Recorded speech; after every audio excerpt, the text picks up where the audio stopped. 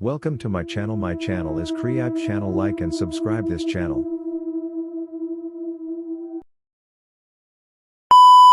Easton, School for the Gifted. I had no prior belief in the preternatural, paranormal, or mythical.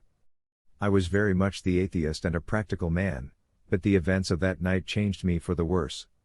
I'm hoping that someone might know what I'm dealing with, and whether I should stay looking over my shoulder. I had been introduced to Christopher about a month prior. He already had a soured reputation before reaching the school grounds, thanks to news outlets covering his story. Easton was known as the go-to place to drop off developmentally disabled students that parents weren't apt to handle. A horrible reputation to have, I know, but we were good at what we did. A full-fledged boarding school with a massive campus, we housed about 500 youth aged 9 to 22. Most students moved to group homes once they aged out, so we focused on functional skills rather than academic ones. I worked the second shift at B Wing as a supervisor, which housed the most behavioral students.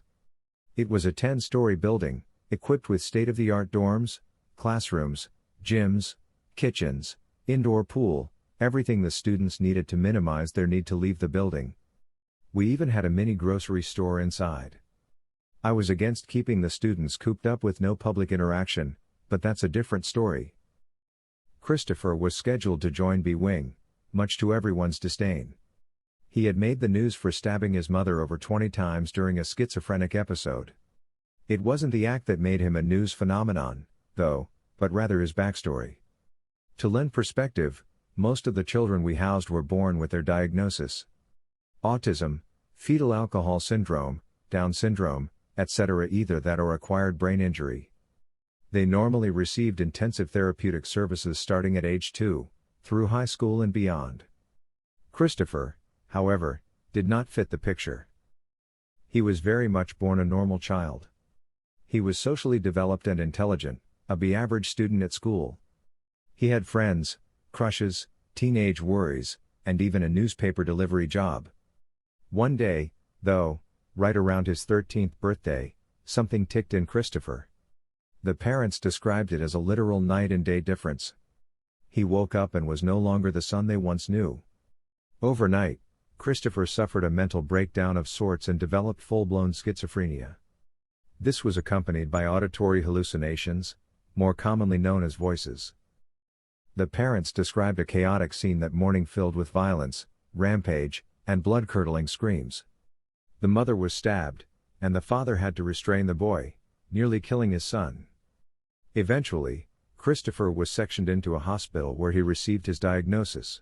The doctors were stunned by the sudden onset of mental afflictions, given his normative background. They were able to identify 3 different voices that afflicted Christopher, all of whom encouraged him to do unspeakable things. Each voice had a specific name, one of which was the foulest of the 3, and the rarest to occur. The local news dubbed him the boy who broke down. People speculated how such a breakdown could occur in the first place. Many blamed the parents.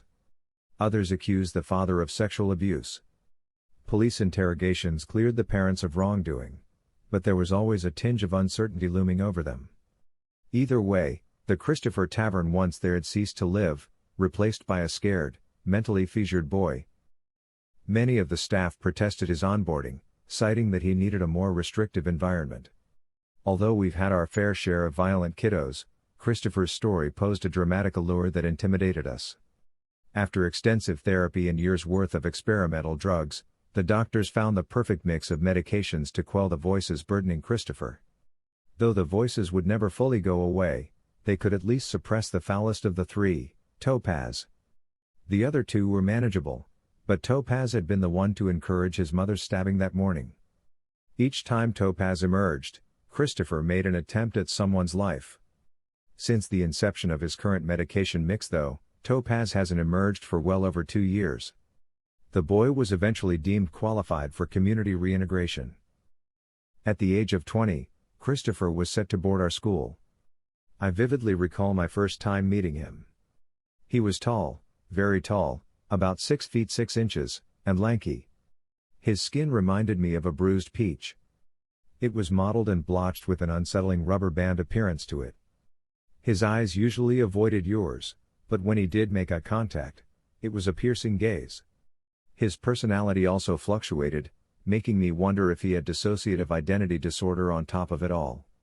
He was either mute, quiet, and meek, or mischievous, childlike, and cunning. The boy I first met was the former. He answered with single-word responses. Yes, no, MHM, You can imagine my shock when I met the mischievous side a week later. That side spoke in full sentences, was articulate, caused trouble, picked fights, and antagonized other residents and staff alike. We were not thrilled with his addition to the wing. About 20 days into his move-in, the incident occurred. I was working with a good crew that night. There was about an hour left of shift and we were finishing up daily logs. Most of the kids were sleeping, but Christopher was up and about, teasing another one of the boys. I had left the office to chastise him in the lobby, which looked more like a giant living room. Ball was already there trying to pry the two apart. Though small, she was mighty. Whereas most female staff would be afraid to be alone with him, she wasn't afraid to grab the bull by its horns. She would later admit in privacy that she was terrified, but she'd never let that show in the moment. It's 'cause he's a little bitch. Fuck you Kreese, you have owned games. You lost too, take mine. Kyle was a good kid. A bit of trouble on his own, but always pure-spirited. Being about 5 feet tall with Down syndrome, Christopher towered over him. You suck at games, anyway, give them to me. He shoved his shoulder and held his hand out, demanding the Nintendo. Ball intervened. Christopher, enough. It's 10:15 and the others are sleeping, tone it down and go to bed. I will not. He flashed a wry grin that modeled his intentions. Yes, you will, I interjected. He spun around and our eyes met. This is the third time I've had to address you. You're a grown man at this point, make a grown decision. A devious grin shifted the corners of his mouth again. Sorry, he held his hands up in mock defense, Kyle owes me some games, that's all. I do not. You'll have 0 games in a moment, Ball responded, and it'll stay like that for the week. Christopher spun back around, his arms following him like loose Twizzlers. Shut up, cunt. His tongue was sharp. I was about to cut in when Ball stepped into his space, challenging him? Or else what? The two exchanged glares, making for a tense moment. Chris eventually conceded with a wave of the hand, sucking his teeth while setting his crosshairs back at Kyle. Baby needs mommy to protect him again, I thought we were grown men. He backed away and fell like a tree on the couch, pretending to watch TV while he fickled with his fingers. Ball and I exchanged glances. I pointed to my radio, to which she gave a nod and sighed before attending to Kyle, who still wanted a go at him. I shook my head and headed back to the office. The nights were long enough already, but Christopher posed a particular challenge no one wanted. A couple of the staff put in their resignation shortly after he joined.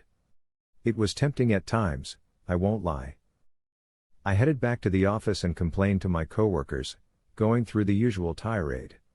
As we chatted and got our paperwork in line, I heard a squeal and the harsh sound of furniture going brrr against the wooden floor. On cue, Ball's voice blared from the radio. Franco, I need you here.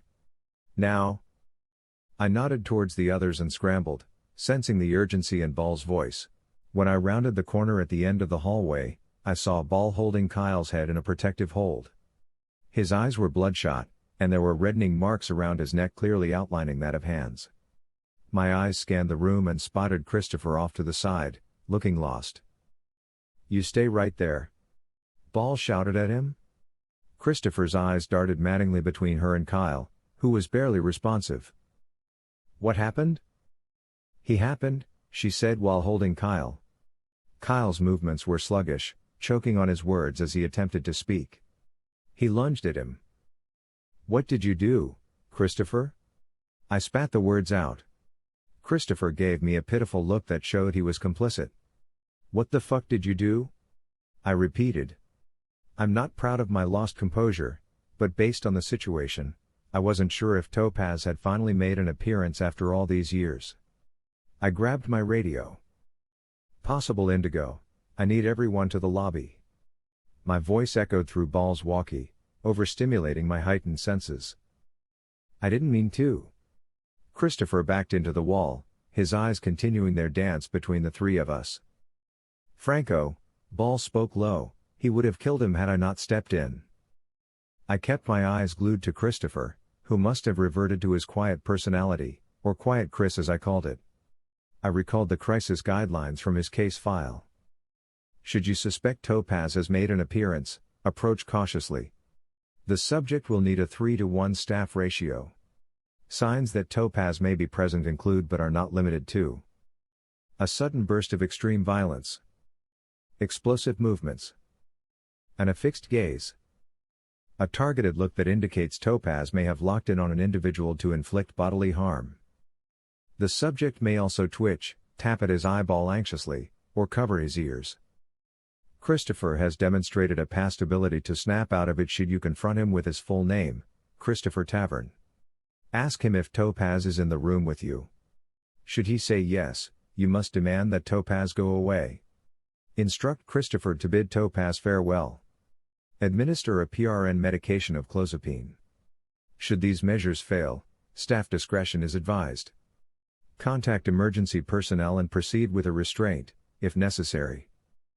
I walked up to him. Christopher Tavern. A blank stare. Sponsored content. Recommended by Full Mouth Dental Implants for free in Addis Ababa. Full Mouth Dental Implants for free, see dentist nearby. Sponsored, Nation. Is Topaz here with us? A pause. No. Are you sure? Yes. Then what happened here? Another pause. No, we're not doing here, I need an explanation.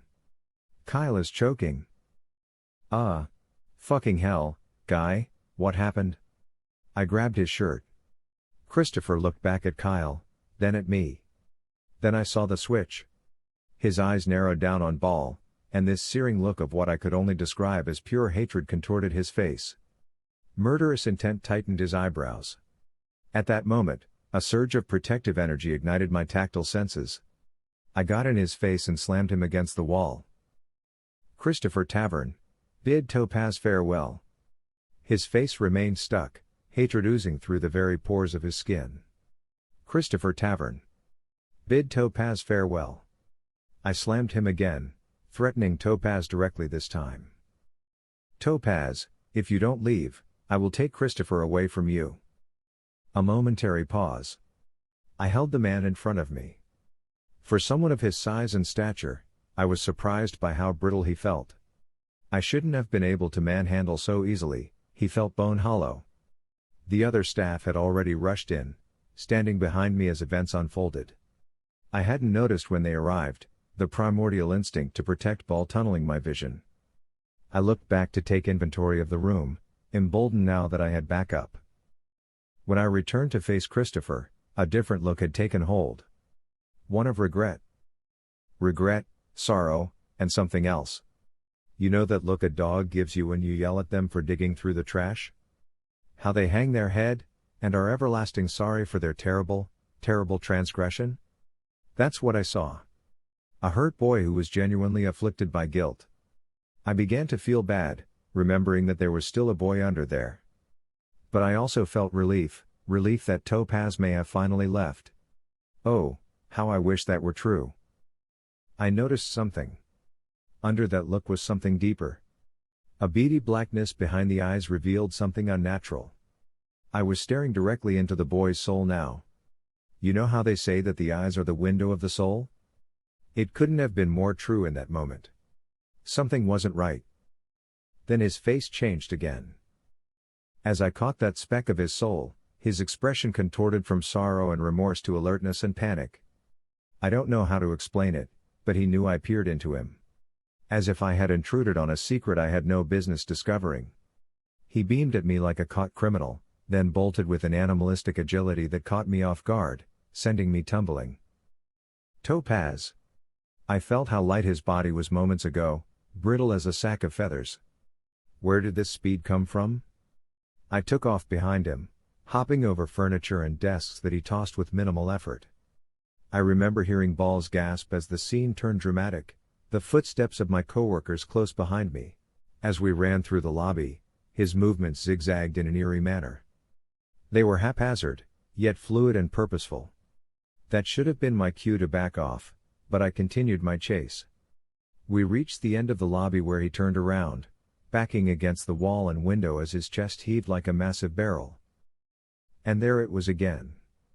That beady blackness, intensified. Time diluted, and in that moment, we stared at one another. Analyzing each other. Our souls mirroring. His eyes told me I shouldn't be able to see him. That I didn't belong there. An overwhelming feeling of grief and dread gripped me. Everything told me to flee and preserve myself. Time resumed and he spun around, yanking at the latch of the window. "No!" I shouted as I lunged after him, clawing the back of his shirt. But I was too late. He plunged headfirst out the 10th-story window. I shot my head out and watched him plummet, my heart sinking. I couldn't fathom it. Suicide? It's truly amazing how many thoughts can run through the human mind when experiencing or witnessing death. Besides your life flashing through your eyes, other thoughts trample your brain like a child's kaleidoscope toy, all fighting for a chance to be seen. What will I tell his family? How will the news cover this? What if the others see his body? Will I be incriminated for this?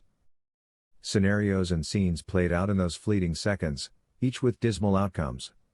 Then, my thoughts were interrupted as my eyes snapped to his feet. I had never seen another human dive to their death, but something about his manner of falling was uncanny. I watched as his feet arched and tucked in. His knees swooped and angled unnaturally. He folded and tucked his arms into his sides, allowing his body to ball up. Then, the unthinkable happened. His body swooped upwards. The way a witch on a broom would if she were nosediving and suddenly pulled up. I expected to see his body crash into the pavement in a mess of guts and bones, but it didn't. I watched on, stunned as his body cut the air. In what must have taken a fraction of a second, a pair of heavy, skinned wings unfolded with a powerful burst. They were the most hideous wings I had ever seen. It looked like human skin stretched to its utmost limits. Veins, stretch marks and scars tattered its hide. I felt the wind from his takeoff as he zipped by the window like a gunshot. Then he was gone, quicker than I could snap my fingers. I fell back onto my butt, the window shaking in front of me. Then, nothing. I stared at the moon through the window, replaying that last second in my mind like an infinite loop, trying to rewrite what just happened. Then, goosebumps shot from my earlobes to my elbows, down to the very tips of my pinky fingers. What I saw was impossible. An affront to all things natural. Something not meant for human comprehension. I had no idea what I had just seen, but I knew it was pure evil. A creature unbelonging of this world. I wanted to vomit. Topaz will be back, I'm sure of it. I am writing this as a sort of documentation of events. The investigation into Christopher's disappearance is still ongoing, but I know what happened. My coworkers saw the boy jump but didn't see the wings. Nor the takeoff. I don't know when he, or it, will come back, but he will. If anyone can shed light on this or has answers as to what I encountered, please, contact me. I can't keep living in hypervigilance. I need to understand what creatures walk among us. May God protect our souls and lend the blood of Jesus. So the Lord God said to the serpent, "Because you have done this, cursed are you above all livestock and all wild animals." Genesis 3:14.